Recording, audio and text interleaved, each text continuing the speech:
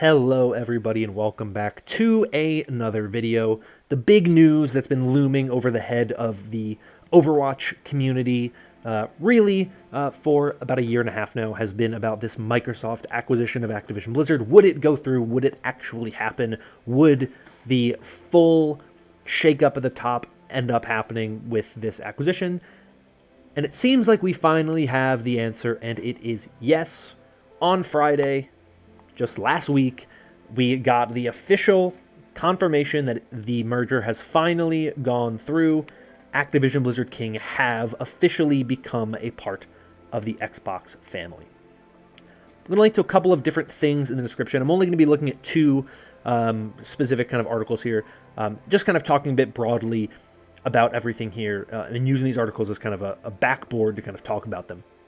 I'm going to link to some other articles as well if you're interested in reading some other things. But we have the Xbox post here that they made. I also have the article from the New York Times that I wanted to go through, because this one is very in-depth and covers a lot of the things that, of course, Phil Spencer is not going to cover in his press release here. I'm not going to read this whole press release word for word. I'm just going to kind of go over some of the key points and kind of what he's getting on here. Like I said, link in the description to this and the New York Times article if you want to check either of those out. I know sometimes some articles, like New York Times might not be accessible or something like that. So we'll link to some other articles as well that'll cover some of the stuff, but we're going to go through some of the things here that I think are most important. Generally speaking, though, Phil Spencer essentially talks about how much we love gaming and how excited he is, of course, to add these companies to their company, to acquire them, and all that jazz and the kind of big things about it. I think this is a very big part of it here, which is something that I thought was a very good inclusion on his part, which is that he's clearly referencing and making mention of, and very much not avoiding, the workplace culture and harassment that was present and probably to some degree is still present at Activision Blizzard. I know they've made some major changes. I don't really know what the current situation is. I do think it has improved, but he says very clearly that they are going to be focusing on creating and continuing to have a culture that strives to empower everyone to do their best work, where all people are welcome, and is centered on our ongoing commitment of gaming for everyone, intentional about inclusion. And I think that's really where things are going to be really kind of pointed, I think, with this acquisition. It's one of the major angles I want to take as we continue on in this video. So overall, I think this is going to be a very interesting time to be a fan of Overwatch and any kind of Activision Blizzard title, because what is this transition going to look like? It has been a very long road from when it was announced back in, early 2022, I think, maybe even late 2021. I honestly don't even remember when the acquisition was announced at this point in time. It's been so long. I think it was early 2022 that it was announced.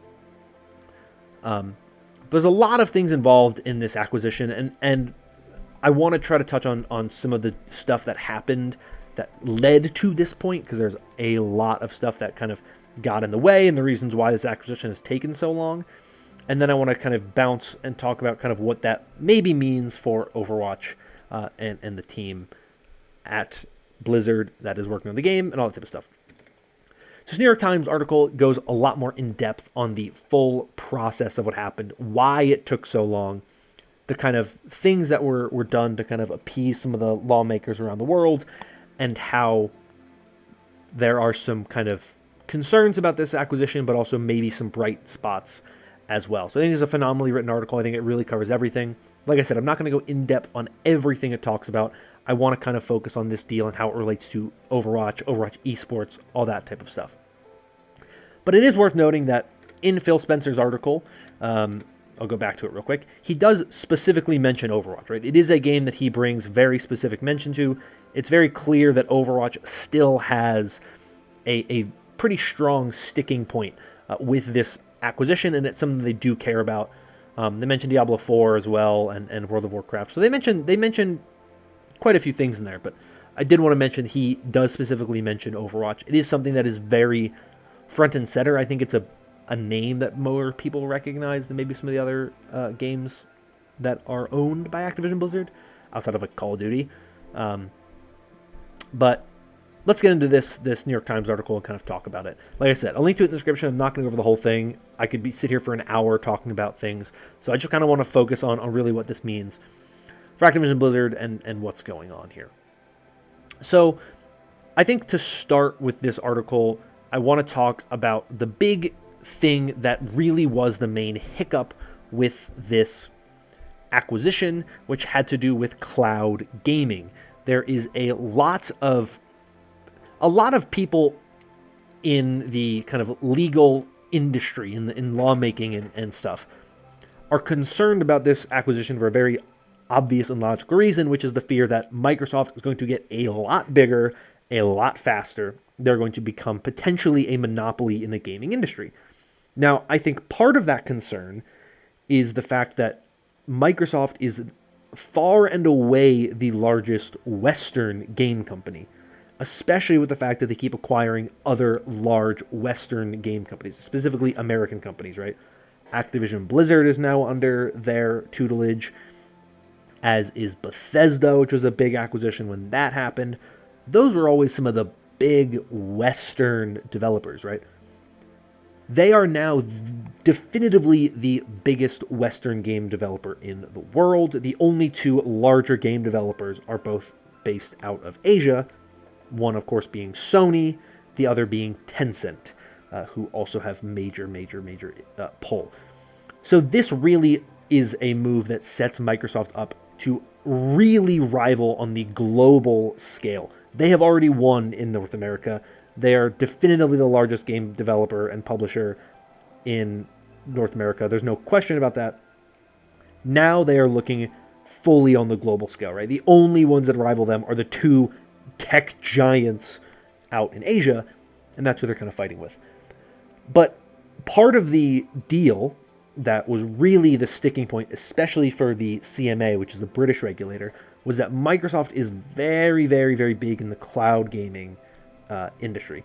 Something that really not many other game companies have gotten into at this point in time. Like Sony, as far as I know, doesn't have any kind of cloud gaming service. Nintendo doesn't have a cloud gaming service. I don't believe Tencent has any kind of cloud gaming service. So it's really kind of Microsoft's big thing that they kind of do that no one else really does. I know Steam, I think, did it in the past and it didn't really work. Ubisoft has it, and that's really kind of what Microsoft had to do, was make a deal with Ubisoft to put some of the Activision games as they come out on Ubisoft's platform, as opposed to putting them on Game Pass, which was ultimately the thing that got the deal really kind of approved in the UK and in Europe. But I don't think Microsoft really cares that much about it. So for them, it's a minor loss for such a major gain that really, who cares at this point in time? It doesn't really do a lot to kind of close your, you have so many games you're adding to this, and you can still put them on Game Pass, just not on the cloud gaming side of it. And you still make so much money off of games like Overwatch now and new Call of Duty releases. Like, you're still going to make money if someone buys it on PlayStation, right? Like, so it doesn't really, they don't really care that much because they're they're getting such huge markets where who really cares, right? It's going to be incredible how much they're going to get out of this. So it's going to be interesting to really kind of see how it goes. But Game Pass and all of this kind of cloud gaming was really kind of the sticking point around all of this, which I think is very interesting because for me, when this acquisition was first announced, I was very big on the notion of this is going to be good for the change in the culture. It's going to be good to get rid of Bobby Kotick. It's going to be good to hopefully restructure the company in a way that actually is open and allows workers to work in an environment that is welcoming and doesn't actively harm them and drive people away because you are creating such a hostile work environment for people, right? Specifically women. And it's a huge problem that the company has had. The hope with this Microsoft acquisition is that will very much change. Phil Spencer made note of it in his piece. It's also mentioned in this article as well, how much this could change. And part of it that is key is that Microsoft basically has pledged that they will remain neutral toward any Activision employees' efforts to unionize, because that is something that they had to do as part of an agreement with the Communications Workers of America. And there has been a big push for unionization across all of Activision Blizzard, and it's been very, very, very contentious, where the executives and the C-suite have been really trying to push against it. So I think, and it's one of the reasons why I specifically wanted to mention this New York Times article, because as they say here at the bottom, the win for people not in the C-suite is they will now be working for an employer that maintains perhaps higher standards in its relationship with its employees. I think there's a very interesting, complex situation here where there's a possibility, certainly a possibility, that this deal is very bad for consumers. I think Microsoft has been playing behind the 8 ball for so long. They have not been caught up with the other kind of major developers. Like, Nintendo has so much name brand and name value. There's not many people pushing out new consoles. Like, Nintendo has its own corner of the market that is so good and so successful, Microsoft really can't touch it. And Sony really is the competitor that has done so much better than Microsoft in pretty much every way. Microsoft has lagged behind specifically on unique IPs and exclusives that have just really fallen behind. And it's very clear that the push towards Game Pass and stuff like that was essentially an attempt to try to get people more interested in playing Microsoft games. They're basically saying, give us $10 every month and you can just play literally everything. Just play whatever you want for no additional cost. Just give us $10 a month, right? So it's very clear that they really are trying to build up their repertoire of games. They really want their library of exclusives to be good, because clearly they've struggled to develop original IPs and stuff like that have worked for them in the way that they wanted them to. So what does all of this mean for Overwatch is the obvious question, right? You know, this part of it, the whole part with the fact that they'll remain neutral toward any Activision employees' efforts to unionize, is good for the development team across Activision Blizzard. If they want to have a union, they can have a union. I think unions in the gaming industry are very needed, and they're very good, and it's a huge positive that is a direction that can happen. I know a couple of Activision Blizzard companies have formed unions, so this is going to be hopefully going to open up the opportunity for more of them. And I think the removal of Bobby Kotick at the end of 2023 will be very, very good. I think that will help the company really get the reset that it needs to be able to focus on kind of building for the future of the entire company. I think from a perspective of what will this, of course, do for Overwatch, I think immediately probably not a lot. I think generally speaking, the stuff they have planned is probably planned out for a pretty long time. I'm sure there's, in the immediate future, there's the possibility of shakeups with leadership within the team or just shakeups with the team itself. There's potential that people from other parts of Microsoft gaming are moved into Activision Blizzard to help with Overwatch. There's a possibility people that work on Overwatch are getting pulled away to do other projects that they would rather have these people work on. There's obviously now more opportunities for mobility within Microsoft as a whole that could kind of lead to some changes. But my guess is, generally speaking, we're not going to see a lot of things change right away. Where I think the interest is going to come in is with esports. Because to me, when I think about just the fact that this channel and this community are very, very, very heavy on the Overwatch League and Overwatch esports, we know that the future of Overwatch esports is so uncertain. This erases a big level of uncertainty surrounding esports, which is that we now know that, yes, going forward, Microsoft will be owning this company. The question becomes, what will Microsoft prioritize with esports? I get the feeling esports is probably one of the lower priorities for them right now. Their main priorities is kind of trying to figure out where all the companies and the game development teams are right now and trying to kind of figure out how to best maximize those teams and how to get the most out of those games now, because they just spent a lot of money buying Activision Blizzard. They want to see some of that money come back. They definitely are not going to be all about throwing money into an esports league that has been a pretty massive financial undertaking from both partners, the development team, and the league itself, and Activision Blizzard as a whole.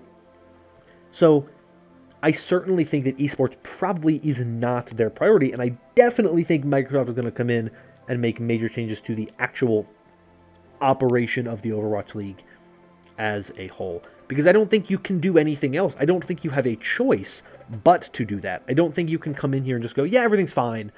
We're just going to keep operating the things the way we did. There's a reason why the league has struggled with viewership and has struggled financially, and why some teams have been turning profits recently, but usually teams like the Valiant who paid very low salaries for their players, specifically kind of for this type of event. So I'm, generally speaking, as a fan of Overwatch, optimistic about this acquisition. Like I said, when you start to look at the broader implications, what this means for the gaming industry and the tech industry as a whole, that's when I start to have a little more concern about the potential for what this could mean going forward. But I think as an Overwatch fan, I'm quite pleased with this acquisition, and I think it will be overall pretty positive. But it's a very nuanced situation. It's hard to go into this with one opinion and one takeaway and be very this is all good or this is all bad. There are bits and pieces that I am cool with and bits and pieces that I'm not cool with. I think on a micro level, I think a lot of it is better than bad, but I think the problem is that the biggest stuff is potentially the problem when you consider what this could mean for the entire industry as a whole. And technically, this saga isn't really over. So I say there's no uncertainty. There is still uncertainty because the government could shut this down. I think it's unlikely. I mean, you consider Disney buying all that stuff out from Fox several years ago. There's certain elements that may have to be trimmed off. There may be things that they lose. They have to make concessions like they did with the cloud gaming. Maybe there's other concessions they have to make. But at this point in time, I find it very unlikely that this deal is not, in large part, going to go through in, the very near future. Because it is, at this point in time, the acquisition has gone through. Things can change a little bit, but at this point in time, I don't really think there's any coming back from where this has gone at this point. So that's really all I kind of wanted to talk about today. I know there's a lot of stuff up in the air, and we'll have to keep following this story as it goes and following everything about this with time. But I'm kind of curious to hear all of your thoughts on this news. Are you, generally speaking, happy about the acquisition? Are you hesitant about the acquisition? Do you think this will be more positive for Overwatch as a game? Do you think it'll be more negative for Overwatch as a game? If you are someone who is more familiar with Halo esports or some other Microsoft-owned IP esports, let me know kind of how that's gone. I've heard very not amazing things about Halo esports and Halo Infinite in general, that I'd be curious to hear your thoughts on it. But I don't think the changes will be as major as some people have said, especially not right away. But I'm still curious to kind of hear what your opinion is. That's going to be all for me for today. Thank you all once again. If you enjoyed this video and want more like it in the future, consider liking and subscribing. Your support is greatly appreciated. That's all for me, though, for today. Hope you're all staying safe and staying healthy. And until next time, bye-bye.